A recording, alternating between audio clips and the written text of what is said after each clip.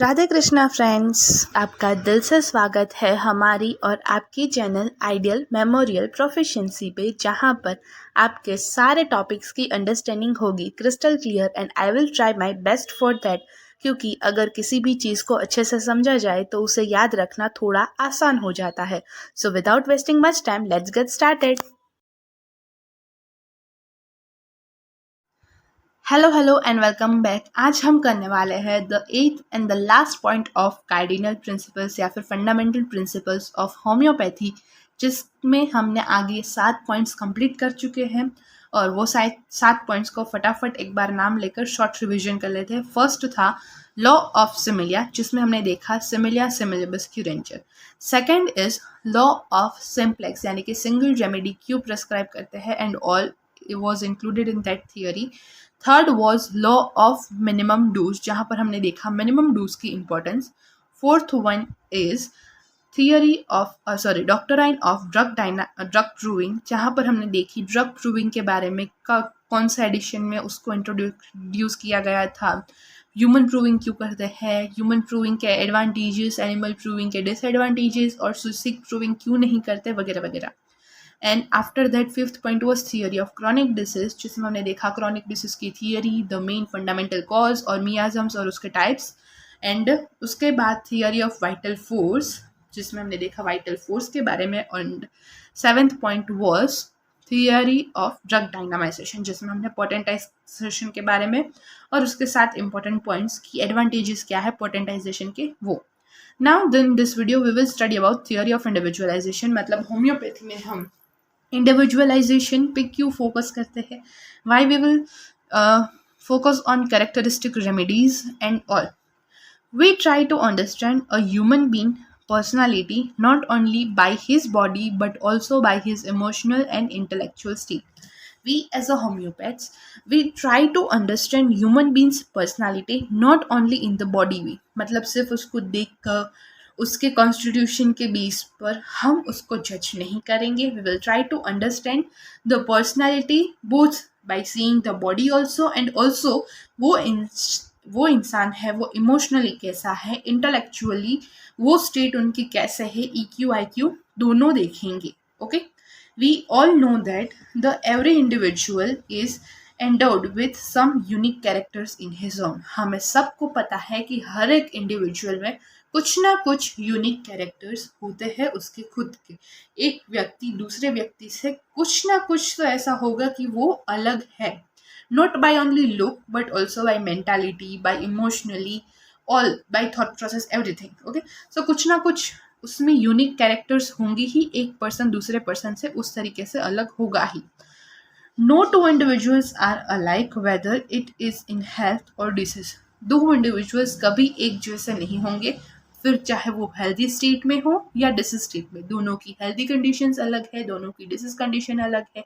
अगर दो व्यक्ति को कोल्ड कोराइजा हुआ है तो फिर भी दोनों की कोल्ड कोराइजा का जो कैरेक्टर है वो डिफरेंट होगा।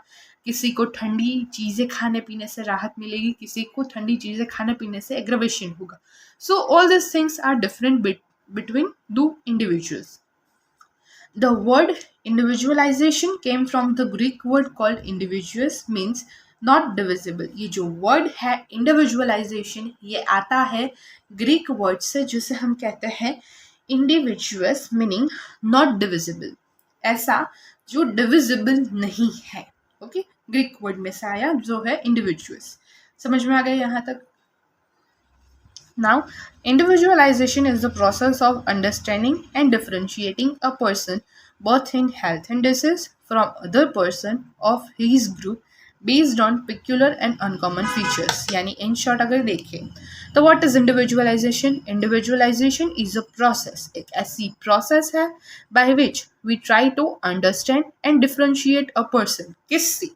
हमें उस person को किससे differentiate करना है? By both healthy and disease condition from other person, दूसरे पर्सन से, उसके ग्रुप के दूसरे पर्सन से। सपोज अ मेल, अब उस पर्सन को हम कंसिडर करेंगे वो दूसरे मेल से कैसे अलग है in their health, in their disease, based on which categories, based on his own peculiar characteristic, based on his uncommon features. So individualization is the process of understanding and differentiating a person both in health and disease from other person of his group based on the peculiar and uncommon features. Okay, in treating a patient two types of individualization are done, यानी जब भी हम patient को treat करते हैं दो type के इंडिविजुअलाइजेशंस है वो देखे जाते हैं. First is individualising the patient, यानी हम पेशेंट को कैसे इंडिविजुअलाइज करेंगे. This is done by the abnormal peculiar and uncommon symptoms from the disease point of view. ये कैसे होगा, तो ये होगा जब हम केस टेकिंग के बाद जो एबनॉर्मल पिक्यूलर अनकॉमन सिम्टम्स है उसको नोट आउट करेंगे from disease point of view. For example, if we consider two person suffering from an eczema, दोनों के एक्जिमा हुआ है, one gets relieved by itching by using hot water application whereas the other from the cold water. एक को है itching में hot water application से राहत मिल रही है, दूसरे को कोल्ड वाटर से. डिसीज पॉइंट ऑफ व्यू से दोनों को हमने डिफरेंशिएट किया. The homeopathic physician has to consider such minute differences of the patient before prescribing a remedy. हमेशा homeopathic physician को ऐसे minute difference को consider करना चाहिए patient को उस कोई भी remedy को prescribe करने से पहले. And second point is individualization of the drug, यानी drug के point of view से हम उसको कैसे differentiate, individualize करेंगे. After understanding the individuality of the patient, the physician has to compare it with the similar drug in the materia medica. हमने patient को individualise कर लिया, उसके uncommon characteristic peculiar symptoms note कर लिए. उसके बाद when we will compare the totality of the drugs with the symptom similarity check करेंगे हम मटेरिया मेडिका में, तब हमें दूसरे ड्रग्स के कंपेयर करके उसको कैसे इंडिविजुअलाइज करना है वो.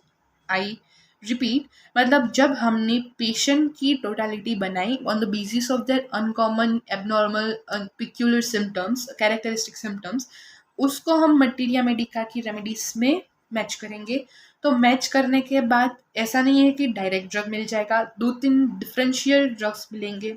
सो वहाँ पर हमें डिफरेंशिएशन करना है कि which drug is the most similar best similar medicine to compare it with the similar drug in the materia medica.